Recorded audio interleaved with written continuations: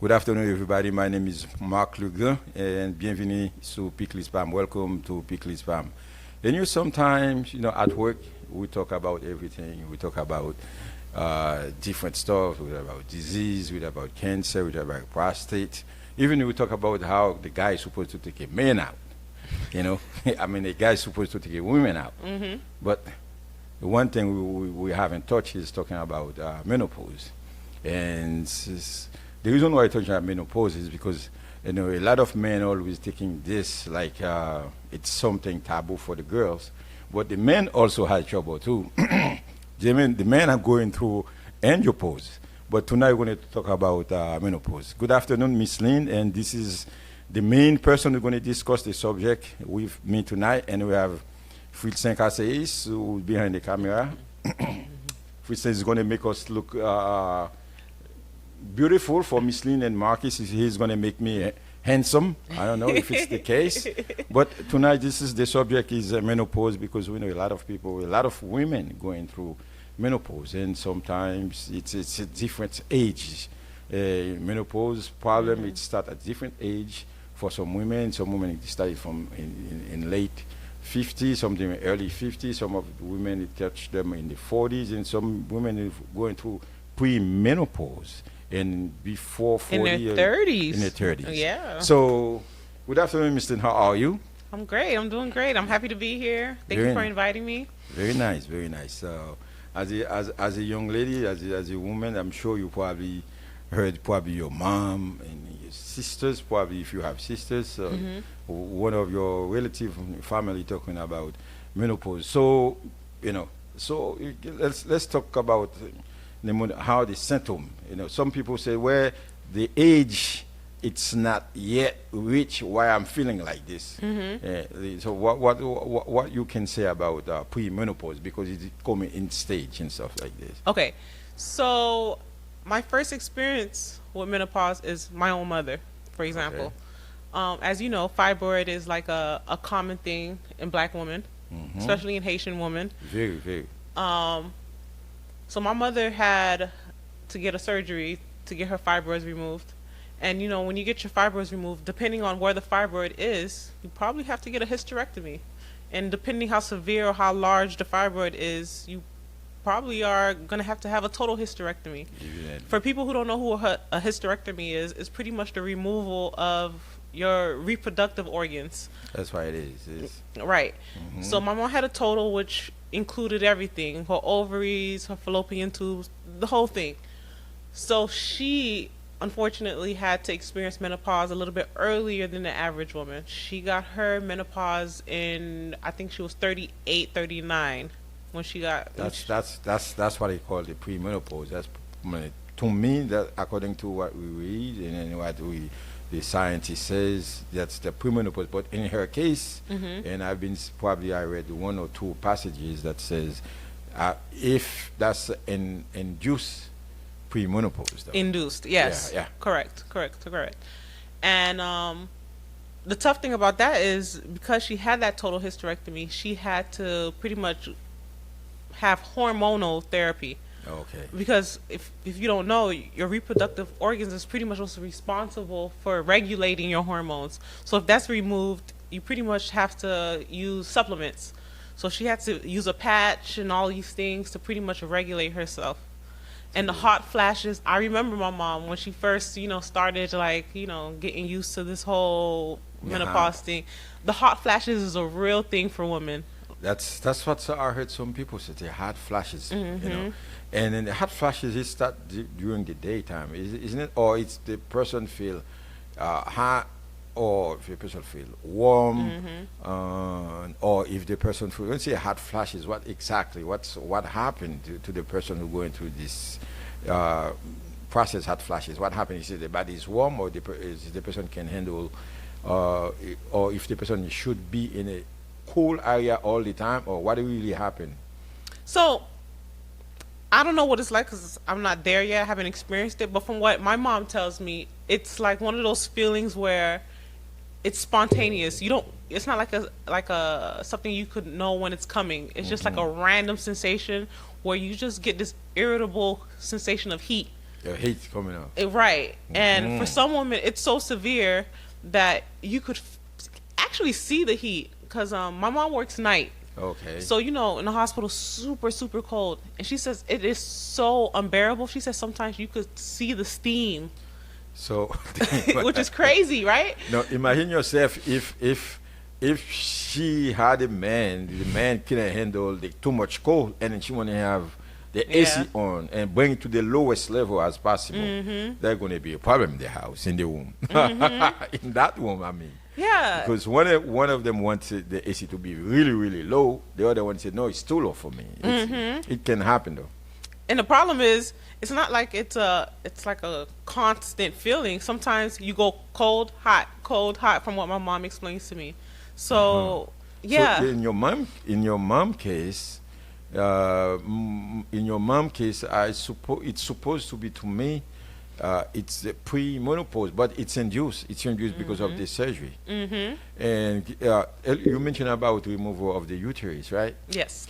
But pour un pile haïtien, you're gonna pas comprendre parce que nous avons une communauté qui parle en créole, il y a un pile monde qui suivre nous là, you're gonna pas comprendre qui ça uterus ça signifie. Uterus ça c'est matrice moun nan.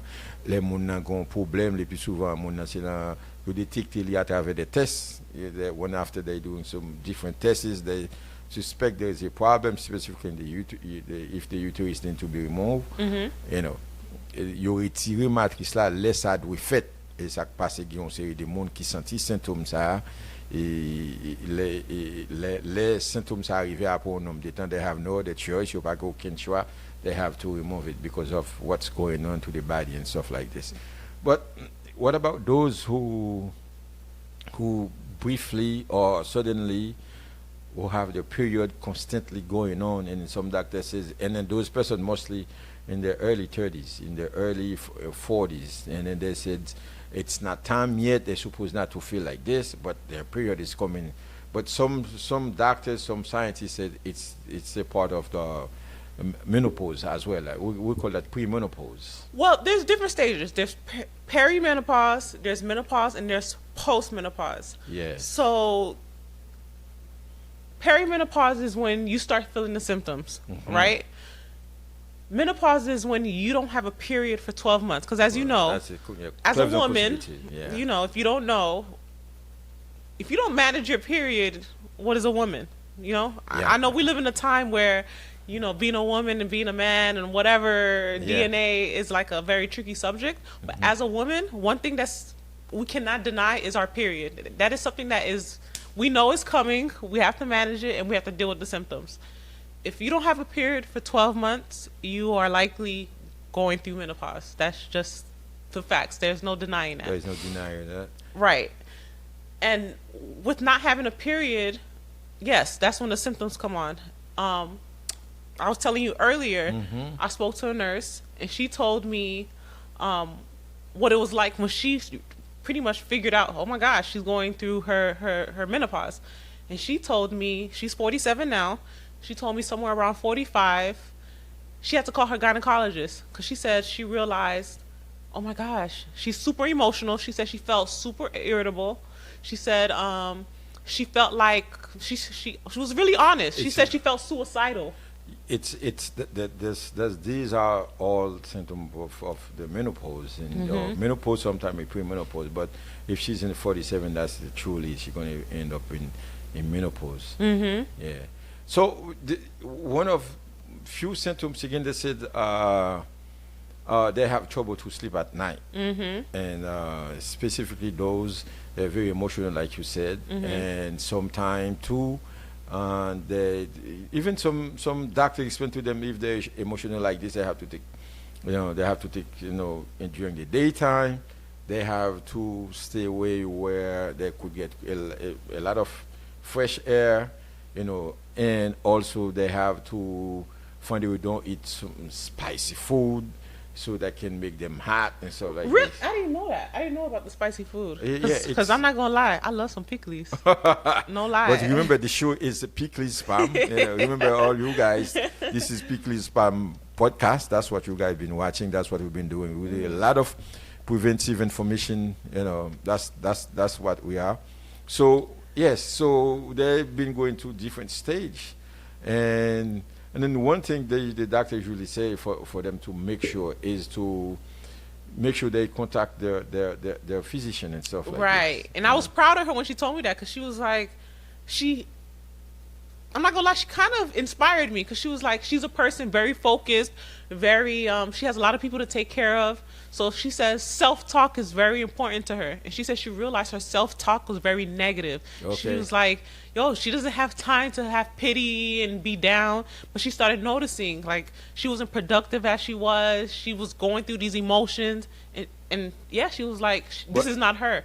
and one thing as also is the dryness this thing brings because the hormone, yes, the hormone slowly Don't diminish. tell me that. It's just, hey, I'm just this is I'm just talking about the fact. So some women become dry. So when the person become dry, you know what I mean. So l'homme n'a vini li pa gen assez hormone pour secrete. So the Right. person unable to do, I would say, to have sex. So it's very uncomfortable. Right. So this is a problem for for some women. Which is the taboo that men love to throw in our faces as a woman gets older. That it's the dryness, but they don't understand it's a hormone. The hormone that's pretty much down is progesterone. As you know, progesterone is a really big hormone for having babies, Evidently. also keeping us actually motivated. It just like how testosterone is a big thing for you guys. Evidently, when the testosterone drop down, hey, everybody like. Okay. But hey, there are always some kind of remedies, you know that. Exactly. So Yeah. that's why women need to be on hormonal therapy for that. I mean, it's not something you want to say out loud, but it's the truth. It's something that has to be done. That's what it is. It is what it is because you can't stay home and then thinking about something. That's the whole point. We make sure we teach the community because some people have some problem. They know the problem exists, but they're still sitting home. They don't look for professional help. Yeah. So this is what we are doing is when these things happen, there is some help out there. So for some folks, they go ahead and look for the help because there is a lot of resources in the community and stuff like this. So quel que soit côté nous y est, ou bien encore en Haïti, ou encore ici aux États-Unis, ou encore au Canada, en France, quel que soit côté où il y a à travers le monde, there is always some kind of help because this problem is not only one group problem or one ethnic problem. It's women problem. Just like the Exactly. men, after a certain age, we're going through this problem and you pose. So when this thing going down, the progesterone come down. So I mean the testosterone come down. So we're in trouble. Yeah.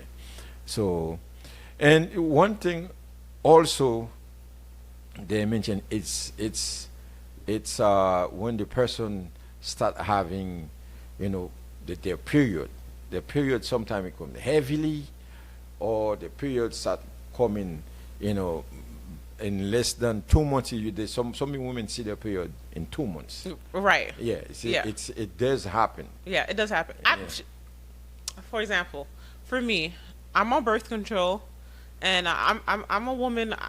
Hey, I practice my rights. There's avenues. Yeah.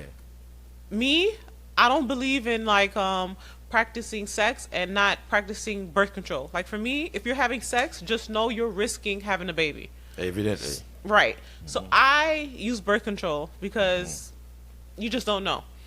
So right now I have an IUD, but before that I had Nexaplanin, which is an implant that goes in Into your the arm. I heard about this. Right. Does this thing work? It works, but guess what? Now new studies are showing this thing is very risky. It is. As a matter of fact, I had a patient and I've read that is causing blood clots, which is not what you want to go through. Not you wanna go Yes, it's you're risking your life. You can die, unfortunately. So I removed it not because of that. I removed it because I noticed it was making me super moody. Yes, I can have sex, but I'm gonna have fun. I don't want to feel like it. Yeah, it made me yeah. feel like I was always cranky. Yeah. I removed it. Yeah. So yeah. now I have the What IU. you remember the needles in your arm or? Yeah, because it's an implant that goes like in your arm, so it's kind of like a mini surgery. It's like a 5-minute process, but yeah, they removed it, and then you do the IUD. And the Okay. IUD is less complications, less hormonal, because of course they place it inside your cervix. So Okay. it's blocking the Okay. entrance of a sperm pretty much going in. Okay.